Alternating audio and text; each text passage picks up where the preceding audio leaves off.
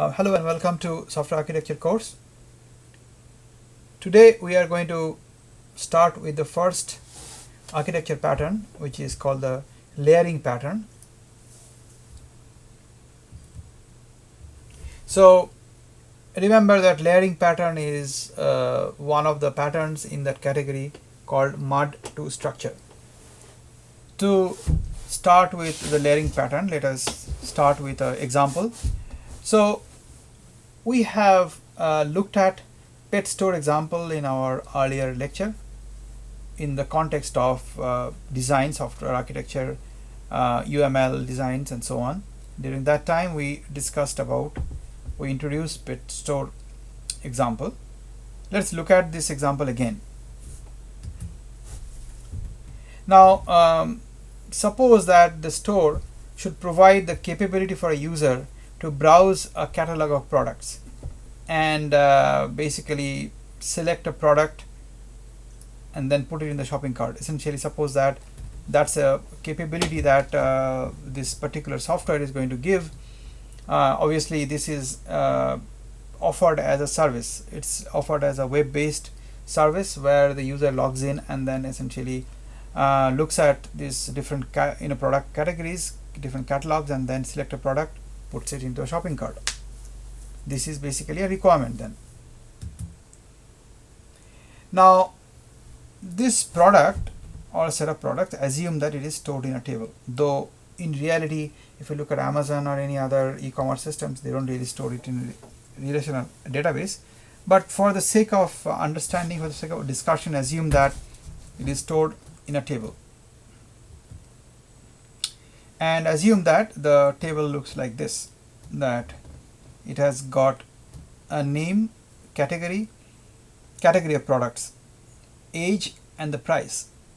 So there are categories like dog, fish, and so on. There are different ages for these pets and different prices. So these products stored in a table and they're stored in a database. Now suppose that you are going to implement this and it may look like Flipkart or Amazon. It is going to look like this.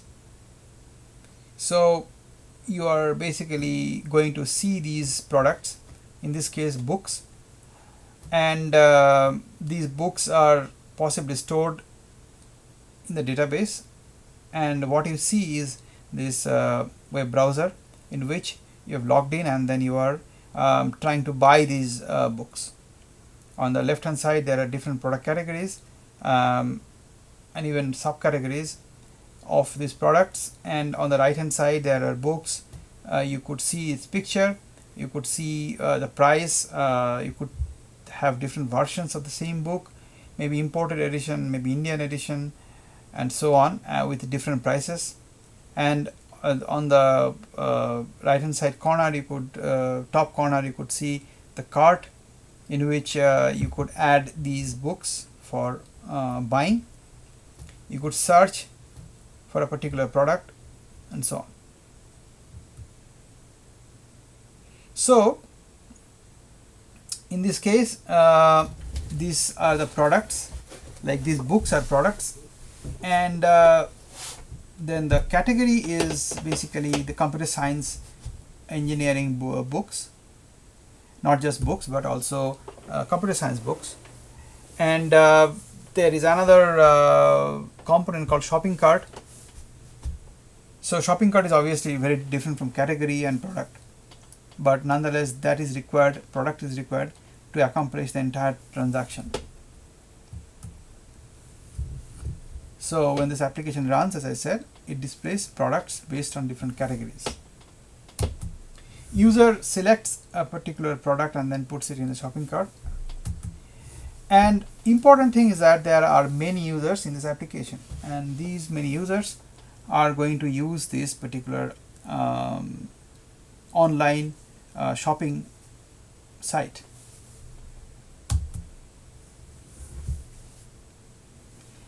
Now the application logic behind the scene is going to decide the product price. Maybe it can give some promotions, it can give some discounts depending on the user. It will manage users, it will make sure that malicious users cannot log in and then do harm to it. It should make sure that this is always available. It should make sure that there is no fraudulent transactions going on. It should make sure that whatever you have purchased is reliably put on the shopping cart. In other words, it will ensure that it has got the integrity. Plus, it should ensure that after buying a particular product, the customer cannot deny that the customer has not bought it, or after buying a product and paying for it, the merchant cannot deny that the merchant has not received it. So these are the things that need to be addressed in this particular application. Then of course you have got a product database. So in order to implement this system, what do you need at a minimum? This is a question that one need to ask. And layering architecture, essentially layering pattern, would help you in identifying those minimum set of components. In this example, you would definitely require 3 sets of classes. One set of classes are going to manage this display of products, ease of selection, navigation, and so on. These are primarily dealing with user interfaces. Another set of classes are going to manage products, pricing, and so on. Another set of classes are going to manage database access. Well, there will be many more sets, but I'm just giving you these 3 categories just to explain the point that there will be 3 sets of classes, at least. There could be many, not just 3, but at least 3. So UI layer classes, business layer classes, and the database layer classes. UI layer classes are going to deal with displaying of products, ease of navigation, selection, and so on. Business layer classes are going to deal with the product management, pricing, and finally database layer classes. So the layered architecture pattern helps to structure the application that can be decomposed into a group of subtasks, and these group of subtasks will be basically at a particular level of abstraction, and they will be put possibly in a particular layer. We will actually start with some examples possibly and then explain what we mean by this. So layers essentially implement different protocols. That could be one, but at a minimum what it is going to help you is it will conceptually it will divide conceptually different issues into different buckets, and they are called layers, and those buckets or layers are going to interact with each other in a specific manner, not randomly. So the lump of requirement, which is the set of functionality, are decomposed into a set of layers, and then these layers would eventually implement a group of functionality. As I said, each layer corresponds to a specific issue. Example is that suppose you want to group all these database transactions together. So this could be a layer.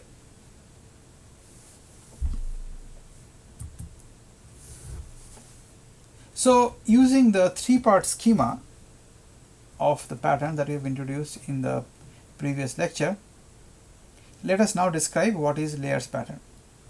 So we have got 3 parts of the schema: problem, forces, or rather the context, and the problem. Then along with the problem there will be a set of forces and the solution. So what is the context in this case? The context is a really large system that requires decomposition. if it is a small system, no point in using layered pattern at all. It got to be a really large complex system. Problem is essentially that the requirement that you got has completely mixed up, which is a very realistic scenario. It's mixed up with many low and high level issues.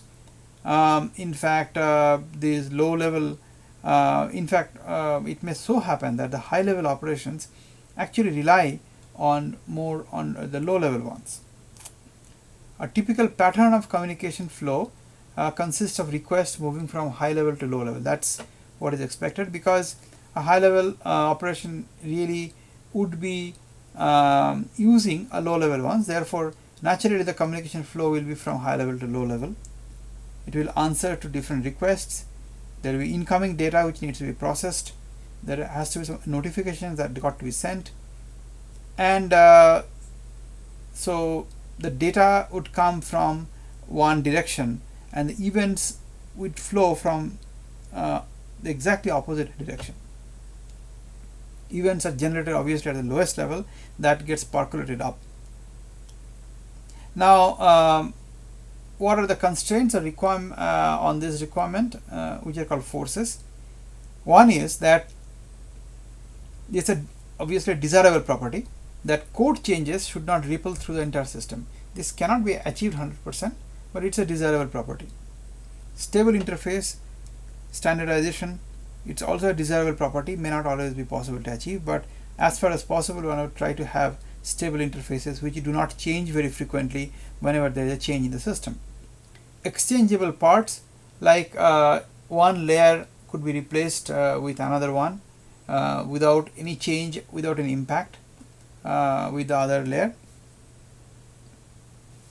And desirable property is that grouping of responsibilities for better understandability and maintainability. You should group responsibilities which are meaningful so that one can understand those responsibilities better if you group them together, and it also helps in maintaining the product better. So if these are the forces, then the solution that is proposed is basically organize the structure of the system, or create the structure of the system as a set of layers.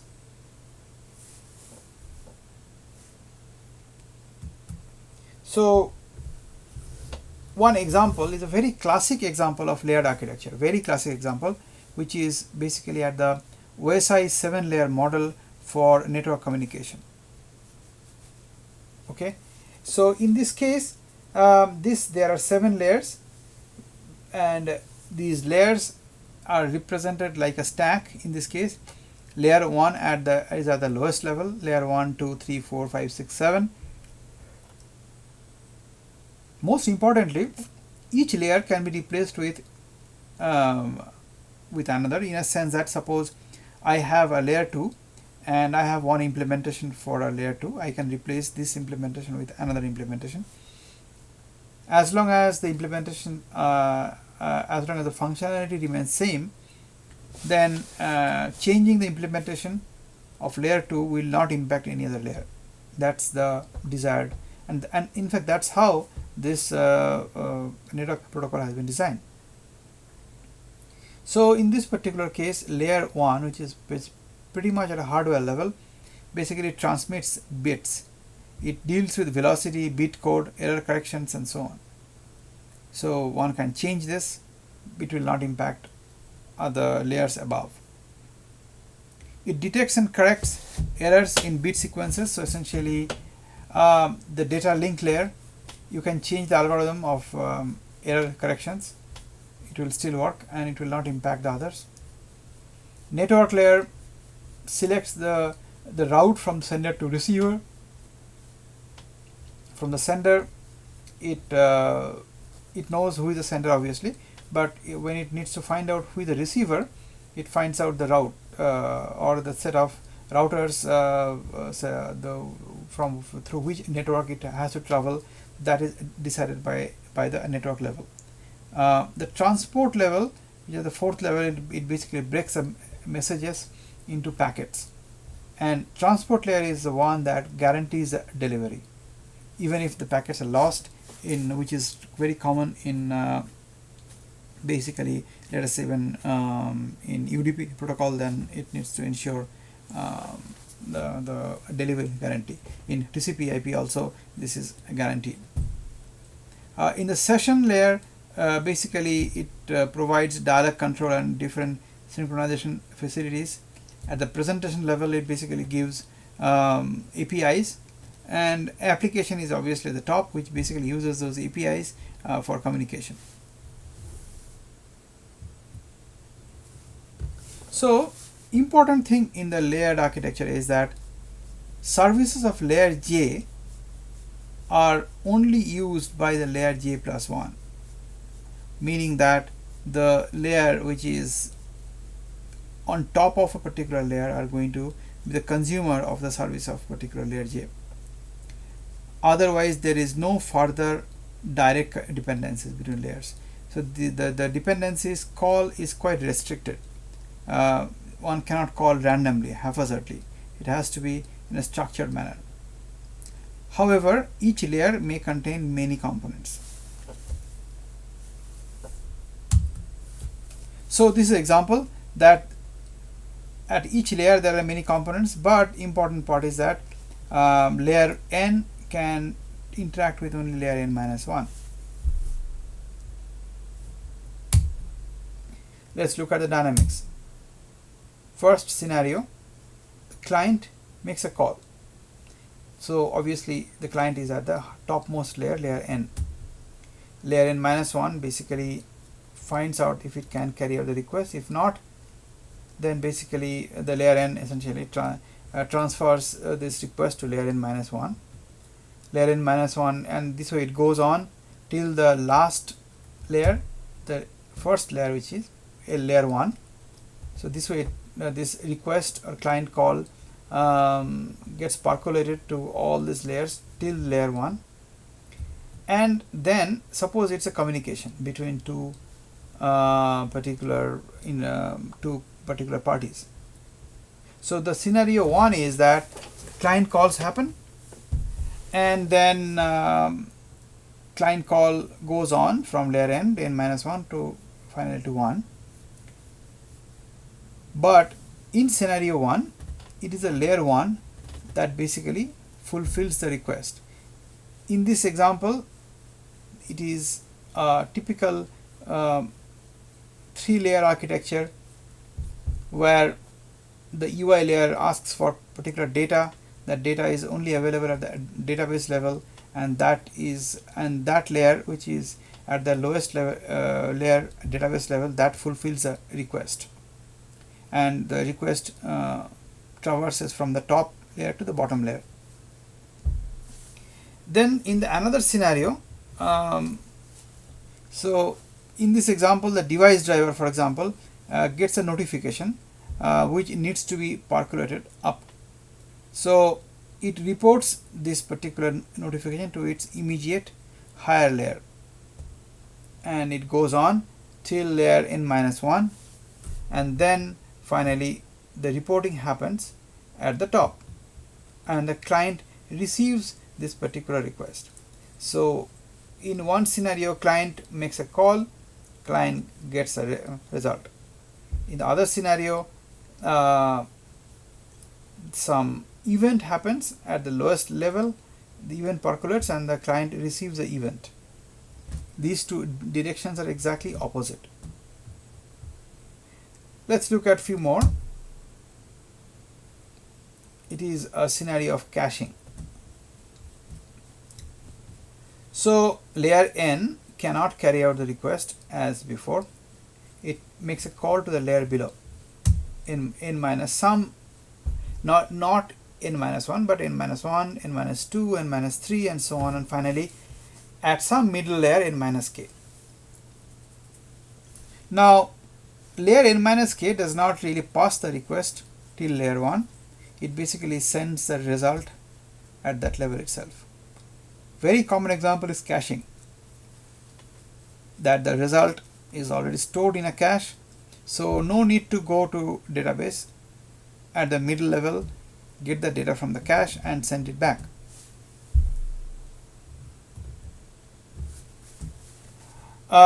Again, another scenario which is in the context of network protocol design. Here the immediate layer or intermediate layer, not immediate, the intermediate layer responds based on a notification. So let us say the lowest layer intercepts a request or an event and it reports to some higher layer, it goes on. Finally at layer n minus k, there are functionalities which is capable of really processing this particular request. So layer 1, layer 2, they do not have this capability, which is why it is passing this particular intercepted event. Finally at some intermediate layer k, one finds that yes, there are components which can basically handle such kind of events. So what happens then? Then this mid layer understands and it basically sends the notification from this layer itself without really going up till layer n, so that it avoids these many indirections. The middle layer is smart enough to basically take care of this particular event. Finally, this is a traditional network based communication, two parties which are interacting with each other. So send request coming from the sender, layer n minus 1, finally it goes to layer 1, which is the physical layer, and this layer 1 sends a request to the receiver. Receiver receives it, it goes up layer 1, layer 2, finally layer n minus 1, and then it goes to layer n, which is a receiver. So receiver receives the request, then receiver sends a response. That response again traverses from layer n of the receiver, layer n minus 1 of the receiver, layer 1 of the receiver, and this response message, which is in blue color, it comes back through the physical layer to the sender. It is received at the layer 1 level, and finally it traverses up, and then the sender who has sent this request receives a response. Remember, this response is generated once the request is received. It might be an acknowledgement.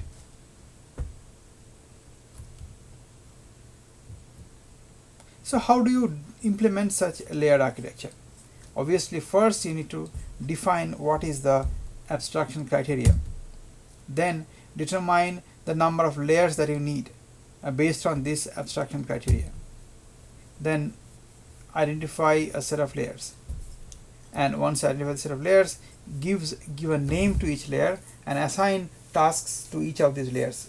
Identify what are the tasks that this particular layer is going to accomplish. Based on these tasks, now you define a set of services which will basically implement those tasks. Keep iterating and then refine. Finally, you have a fixed set of layers. Once this iteration is over, you are happy with it, then at each layer specify some sort of an interface or maybe a set of interfaces. Then you structure individual layers. After that, when these layers are kind of frozen, interfaces are all defined, now let us think about communication between the adjacent layers and ensure that these adjacent layers are decoupled. Finally, very important, design error handling strategy, without which in fact why only layers, not a single pattern or implementation actually will be successful. No matter what pattern you are going to implement, whether it is architecture or design, one has to design error handling. However, in this case error handling is a bit tricky one. So what are the ways by which a particular layer can be identified? Maybe the most generic components you can put it at the lowest layer, whereas domain specific components put it at the top layer, and then identify how many middle level layers will be there. More stable components which hardly undergoes any change, you could put that at the lower layer and use a degree of stability in this case to decide how many layers. Another heuristics could be distance from the hardware, like OS is closest to hardware. On top of that there are common service levels, on top of that there are specific application modules, and finally user visible elements. Now this is also an approach by which one can really define this set of layers by actually computing the distance from the hardware. How many levels? That's also a tricky question. There is no mathematical formula, there is no magic answer to this. How many abstraction levels should be there? It is again very application specific. Typically people go for 3 or 4 layers, not beyond that. That doesn't mean that those 3 or 4, those numbers are magic numbers. They are no way magic numbers. As I said, typically each abstraction level is one layer. So map this abstraction level to a layer and use different mechanisms to keep the number of layers to optimal. 3 is a very common, 3 to 5 is a good practice. If you have too few layers, it can result in a poor structure, maybe quite rigid or maybe quite brittle even, and it gets impacted by any single or simple change which is not desirable. It has to be stable at the end of the day. If there are too many layers, then it is unnecessary overhead and it is going to impact the performance. So one has to really strike a balance. How do you complete the layers specification? Name the layer and assign tasks. Highest level layers are system functionality, obviously as perceived by the user. At the topmost layer, layer N, should have only the system functionality which is meaningful to the user. As you go down, these lower layers are essentially helpers. Then in the bottom-up approach, you could start with really generic tasks at the lowest level and then basically go up. Now naming the layer, assigning tasks, it's not an easy thing. It basically requires experience. As an architect, you have to build many systems, go through many failures.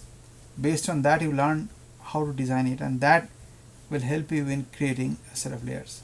There is no magic solution per se. Specification of the services is important. Very strict specification. You need to identify that these services are highly restricted to a particular layer. It shouldn't really span across multiple layers, then it is meaningless. It needs to be contained within the layer, which is why I'm saying there has to be a strict separation of layers. No component should spread over 2 layers. It should be within 1 layer. Then it really doesn't make sense. This because layering is nothing but a partitioning of your application space. And it's called inverted pyramid of use in a sense that the one that are at the top essentially are going to use maximum amount of services which are defined at the bottom. And moreover, the number of services that are there possibly at the lower level would be many because they are quite generic.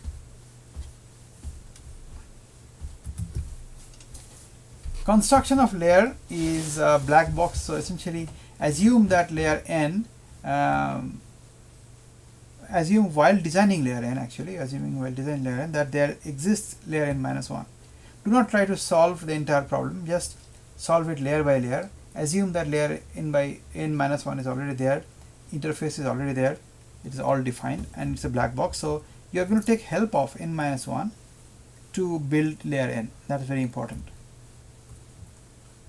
So once you have that assumption, once you make that assumption that I am not going to build layer n from any other place but only get services from n minus 1, that basically brings certain disciplines, and also can tell what are the requirements, what are the set of functionalities that n requires from n minus 1. So this would also help in identifying components inside each layer. Bridge pattern or strategy pattern can help in this case. These are basically design patterns. Multiple implementation of services should be provided by a layer, and one should be able to dynamically change an algorithm used by a user, because that's a whole goal, that a layer should be replaceable, portable. Inter-layer communication is important. Identify different communication mechanism. It could be push, upper layer pushes or invokes a service of a lower one, or pull mechanism where it basically gets it's there and then upper layer pulls data. Decoupling is very important. Lower layer should not be aware of the higher layer, then the whole purpose is defeated. Lower layer should only be aware of the layer which is below it. That is, in that case, if you make a change in layer j, then that change should not impact really j minus 1, as long as you keep the interface the same. So in other words, try to make sure that the layer j is really not dependent on j plus 1 in any way. Now that also helps in making layer j so generic that it can be used in different contexts. It becomes reusable then. In the bottom-up design use of or when there is a bottom-up scenario, in fact when the events are generated at the lowest level and it goes up, here one of the approach is to basically use callback mechanism, where the upper layer registers with the lower layer and the lower layer maintains the mapping between the event and the callback function. So command pattern, reactor pattern, they basically would help in achieving this.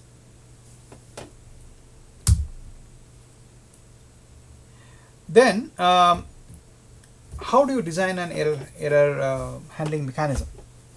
Now these errors needs to be propagated from layer n to n minus 1 or from n minus 1 to n, depending on whether you are choosing top down or a bottom up design approach. Now in any case the errors need to propagate, therefore it is actually expensive. One need to really be careful while designing the errors. So now let us look at the benefits. Benefits are essentially reuse, which is very much there. As I said, that just because there are abstractions at the layer, that one layer is not aware of the layer which is on the top, so then there is no real dependency from the top, then layer j can be really reused in different contexts. Its support for standardization. Dependencies are quite contained within the layer itself, and one can exchange one implementation with another. The liabilities are essentially, it becomes complex. The cascades of changing behavior, that's one problem there. Lower efficiency, because any request has to go through these multiple layers. Unnecessary work if it is not designed properly, or if it is over engineered, it becomes unnecessary work. The biggest problem here is that how do you define or establish the correct granularity of a particular layer? Even within the layer itself, what are the correct granularity of different component? This is not an easy task. In fact, it is quite difficult. It can only be done through experience and examples. It really, again, there is no magic formula here. Some examples let us see. First one is that a standard J2EE application in which you could run that on a virtual machine. The virtual machine runs on top of a hardware. or the VM runs on top of essentially a virtual machine hypervisor, and the VM basically consists of an operating system. On top of that there is a JVM, on top of that there is a middleware, and which is J2EE, and your application. Here you see that this replaceability switching is so easy. For example, if the whole thing is on a VM, then you can actually move this VM from one hardware to another without really impacting the application. Even otherwise, you could switch from Windows to Linux. That will basically make impact only the JVM but nothing else. Even at the JVM level, you could switch the vendor from one vendor, let's say Oracle, you supplied JVM, you could switch to another JVM, let's say IBM's JVM. The middleware technology, which is J2EE, you could again switch, keeping the JVM same. For example, you could have Oracle's application server, you could move from Oracle application server to IBM application server. From IBM you can move to JBoss. They are not going to impact your application, they are not going to impact JVM, they are not going to impact the OS.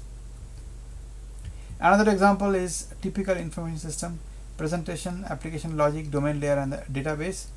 If you change the database, if it is well layered, then that's not going to impact anything else, as long as these calls that you have made is not to database specific. Similarly, you could change the presentation layer or add a new presentation layer. That's not going to impact the database layer or even domain layer. Another example is writing an operating system where there are hardware abstractions, kernel, resource management, and on top of that there are system services. Resource management utilities directly interacts with the hardware abstraction layer. The hardware abstraction layer essentially hides different hardware differences, like AMD specific architecture versus Intel specific architecture. It can even hide different processor families, i5 versus i7, and so on. Kernels basically deal with interrupt, exception, thread scheduling, etc.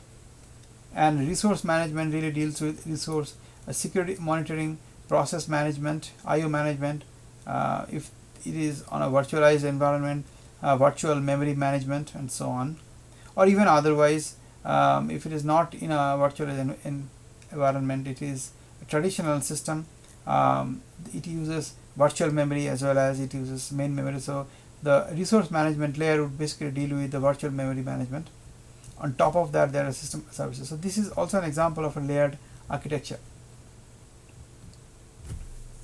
Can you find at least two more popular uses of layered pattern, and can you document them independently?